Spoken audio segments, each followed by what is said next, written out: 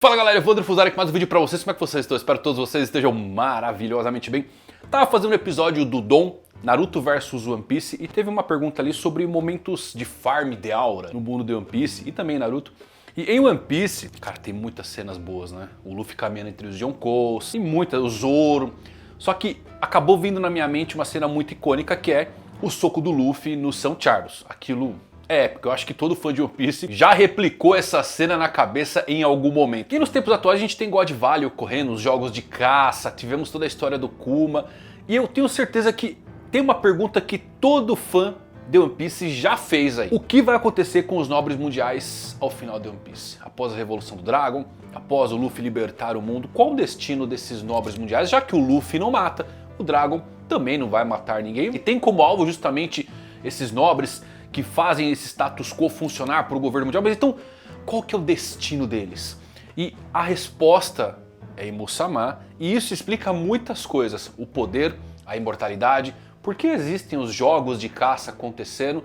Tudo isso se conecta de uma forma incrível para Oda estabelecer de fato o maior vilão dessa série. Assiste esse vídeo até o final porque tá muito interessante, eu acho que explica bem mais dos poderes de Imu, o que de fato é essa entidade e o que os Tenryubitos são para Imu-sama. Antes de eu falar, volta no Mangá no Prêmio Best aí. 5 segundos da sua vida, minha gratidão eterna. Se eu chegar top 3 eu vou lá no palco de York. O pessoal quer que eu vou de Sinor Pink, não sei. Se vocês votarem aí, talvez eu deixe vocês escolherem. Se você gosta do meu trabalho, vota aí no Mangá, não leva mais do que 5 segundos e é uma única vez. Vou ficar agradecido, tá bom? Pro resto da vida. Então pronto, recadinho dado, vamos lá falar mais sobre Imu e o destino final dos Tenryubitos.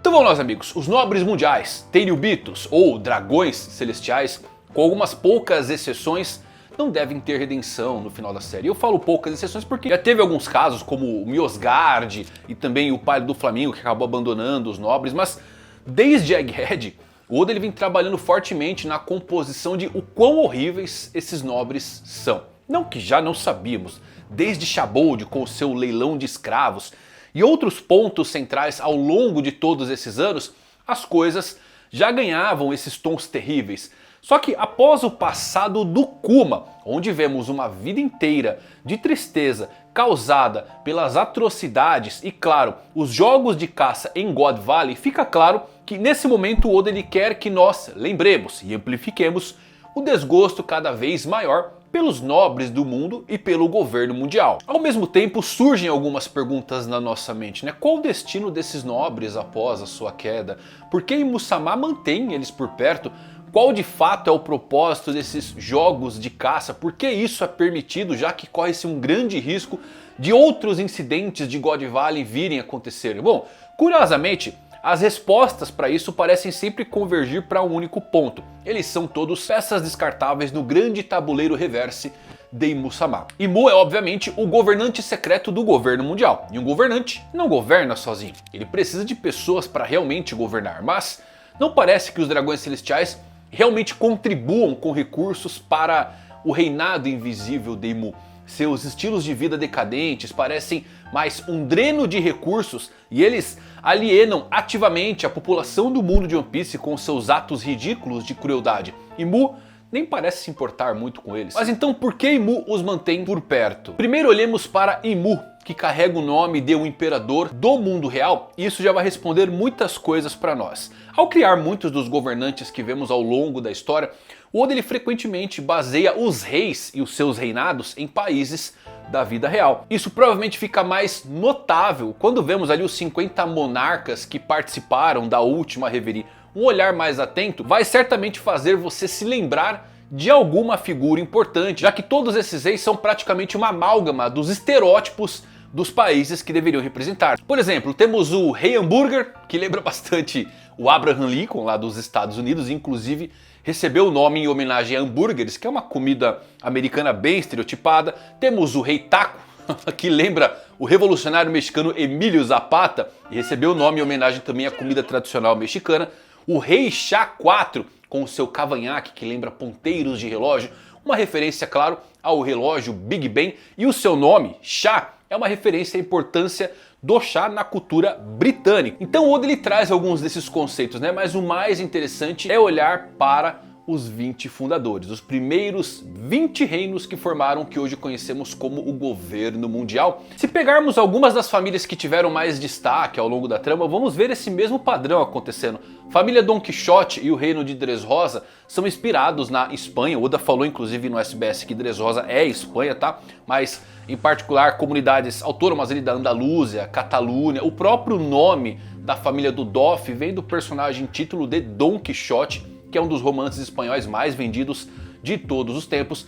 Temos também a família Nefertari. O reino de Arabasta é inspirado no Oriente Médio moderno e também no Egito Antigo. O nome Nefertari é um chamado à rainha do Egito Nefertiti. Então, se valendo desse padrão, finalmente podemos chegar em Nerona e Mu. Com a família Nerona, o Oda parece ter se inspirado na Roma Antiga. O sobrenome Nerona pode ser uma referência a Pohodnie Nerona, ou As Tochas de Nero, que é uma pintura de Henrique Siemizeradzic, que retrata um grupo de mártires cristãos prestes a serem queimados vivos como os supostos perpetradores do grande incêndio de Roma durante o reinado do imperador Nero.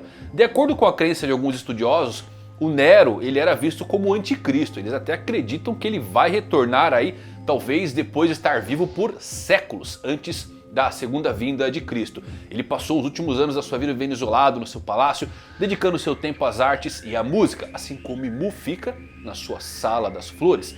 Essa comparação ela é particularmente interessante por conta do relacionamento também entre dois outros governantes egípcios e romanos, que é Cleópatra e César. Então vale essa menção ao grande incêndio de Roma, e historicamente criou-se esse mito de que Nero, ele que foi acusado de estar por trás do incêndio e usou o incêndio de pretexto para iniciar uma caçada aos cristãos. Daí toda essa coisa dele ser o anticristo. Já nos tempos atuais de One Piece, olha que coisa curiosa, Mary Joyce está sofrendo do mesmo estado devido a um ataque, tá? Mas o ataque, ele é externo ou foi o próprio Nerona que incendiou sua capital?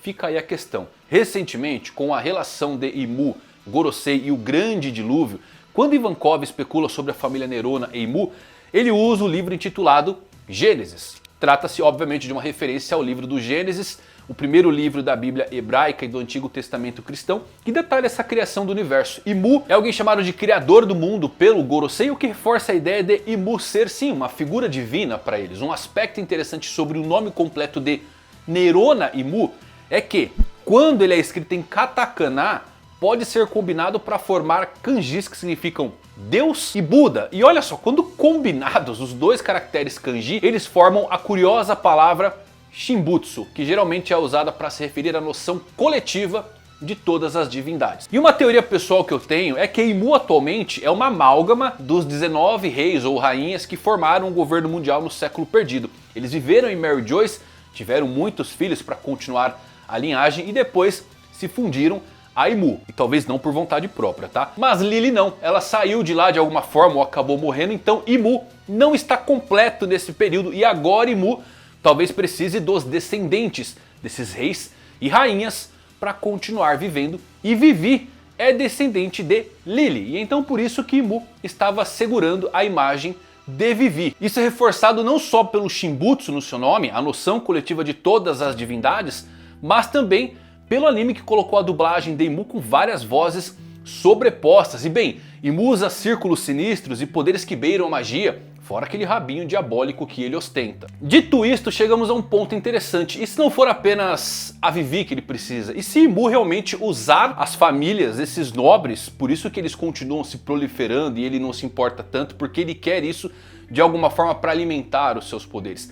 A hierarquia desses nobres, com seus cavaleiros de Deus e Gorosei, possui uma pseudo-imortalidade concedida por esse poder do abismo de Imu. E o próprio Imu não é apenas um governante secreto do mundo. Bom, eles são imortais, provavelmente vivendo desde o século perdido ou antes disso, mas é aqui que mora um problema. Essa imortalidade não é gratuita, nem infinita. Ela precisa de algo para continuar se alimentando. E esse algo pode ser os próprios Tenryubitos, essa casta mais baixa dos dragões celestiais mimados e inúteis que não contribuem com absolutamente nada para o governo mundial. Eles são, na verdade, a bateria que mantém Imu vivo. Como sua linhagem vem diretamente dos 20 reis que fundaram o governo mundial e o poder de Imu for essa amálgama deles, talvez ele fique consumindo de tempos em tempos alguma dessas famílias. E ele pode depender de se alimentar desse sangue. Inclusive quando ele usa os poderes nos gigantes do seu Dome Reverse, parece que sangue é necessário para usar o livro, os poderes dele. Então pode ser uma coisa literal ou simbólica, tá? E é por isso que os Tenryubitos são fortemente protegidos. Não é apenas política ou tradição, é sobrevivência.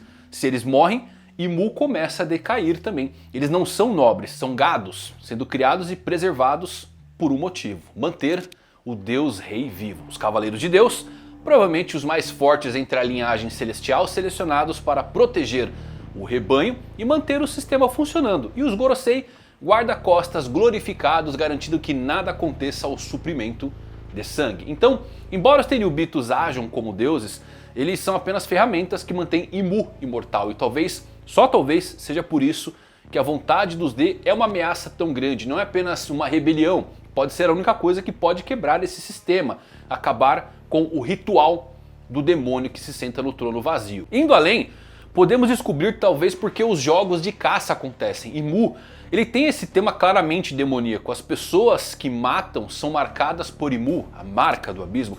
Isso acontece em um momento específico e bem recorrente. Esses são sinais clássicos de magia de sangue. Eu gosto de trazer sempre aqui a coisa de Fullmetal Alchemist, de que vidas e mais vidas eram necessárias para se fazer a pedra filosofal. O Oda ele pode trazer um pouco desse conceito aqui também. Então talvez Imu, para se manter sempre no ápice, vivo por séculos e também conceder esse poder, um grande sacrifício pode ser necessário a cada 3 anos. É possível que Imu tenha essa variedade de habilidades que possui, mas pode existir apenas para prolongar a vida de indivíduos selecionados. A competição acaba sendo um conceito inteligente, e a bárbare dos dragões celestiais como um todo vai distrair qualquer um que saiba dela e se aprofundar mais por trás da verdade. Ao organizá-la como um evento trienal, a necessidade do cronograma fica escondida atrás de um verniz de tradição dos Tenryubitos, mas pode ter algo a mais por trás disso. Pode até ser por isso que os dragões celestiais são encorajados a desumanizar todos os outros a tal ponto extremo. Em God Valley vimos um nobre matando uma mãe com um bebê de colo, o Somers batendo numa árvore para uma criança cair numa cama de espinhos. Talvez Imu precise que eles façam uma matança em massa em seu nome a cada 3 anos. E você não pode exatamente fazê-los desenvolver qualquer grau de empatia sem arriscar toda a trama. O Mjosgard, que ajudou o Shirahoshi lá na revelia, acabou sendo morto. Só que antes disso ele escuta o Garland dizendo o seguinte: aqueles que protegem o lixo são menos que lixo. E depois disso Mjosgard foi executado. Isso aqui nos diz explicitamente que a ideologia, pelo menos dos Cavaleiros de Deus, é a empatia por aqueles fora de Mary Joyce é o maior crime que um dragão celestial pode cometer. Este é exatamente o tipo de doutrina que vai garantir que ninguém questione o propósito da matança em massa que eles cometem a cada 3 anos. Lembrem a reação dos nobres com a mensagem do Vegapunk. Eles nem tinham ideia do que era o século perdido. Pois é, capítulo 1114, quando a mensagem do Vegapunk é transmitida ao redor do mundo, temos um vislumbre lá da Terra Santa e é muito curioso no momento que olhamos para Shauria. A Shauria é a irmã do São Charles, que é sem dúvidas o nobre que todo mundo queria dar um soco. Só que olha só, a Shauria, ela teve esse painel solo onde ela se perguntava: o século perdido? Do que ele está falando? Mostrando que ela não sabe nada sobre o passado. Tudo porque eles seguem o ideal de Imu ser o criador do mundo e tudo que tem no livro do Gênesis é o que eles conhecem sobre isso. Qualquer coisa fora é um tabu para os próprios nobres. Imu não parece ter nenhum apego especial a eles. Ele matou o Saturno estalando os dedos, independente de quantos séculos ele serviu a Imu. Então eles claramente precisam fornecer algum benefício para continuar existindo. E o fato deles serem mantidos por perto como sumidouros de ódio designados pelo governo pode ter como único propósito distrair a existência de Imu, mas também abastecer a sua energia. Parece improvável que eles ofereçam qualquer tipo de retorno pelos recursos investidos para manter eles.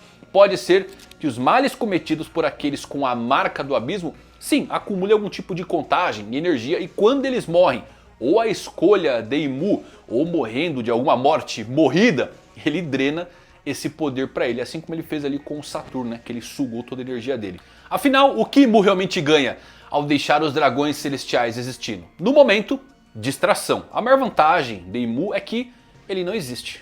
Qualquer coisa ruim que aconteça é sempre atribuída aos Tenryubito. Eles provavelmente vão levar o crédito por isso de qualquer maneira. Eles são bodes expiatórios. A maioria das pessoas não conhece essa autoridade superior. E Mu consegue fazer suas maldades em segundo plano, como destruir completamente uma ilha utilizando Mother Flame. Tudo sem interrupção. Então o propósito dos Dragões Celestiais para o governo mundial é manter a mentira de que o governo mundial não tem um governante absoluto, né? Também por isso que a maioria deles são todos idiotas absolutos, para que nenhum deles tenha a capacidade de tentar tirar o poder de outras famílias e para que não descubram a existência e autoridade de Imu. Se Imu fosse de conhecimento público, o mundo inteiro se rebelaria, porque descobririam que o trono vazio e o governo mundial é uma mentira. Então ele precisa dessa falsa ideia de justiça para manter a maioria das pessoas na linha. A história de todos os reis concordando que ninguém deveria governar dá ao mundo fé nas intenções do governo mundial, mesmo que um punhado de monstros esteja protegidos. Com centenas de dragões celestiais comprando escravos aleatoriamente, comendo lagosta e atirando em pessoas aleatórias, jogar outra aquisição aleatória nessa pilha passaria completamente despercebido, com apenas mais um capricho dos hábitos desses nobres. Isso, claro, não isenta eles das suas atrocidades. E o fim desses Tenryubitos é, muito possivelmente, serem absorvidos pelo Criador que cultuam. Quando por fim o mundo descobrir o que se esconde na sala do trono vazio, com a revelação de Imu, os nobres perdem propósito e seu fim será diante do maior horror desse mundo, o demônio na pele de cordeiro.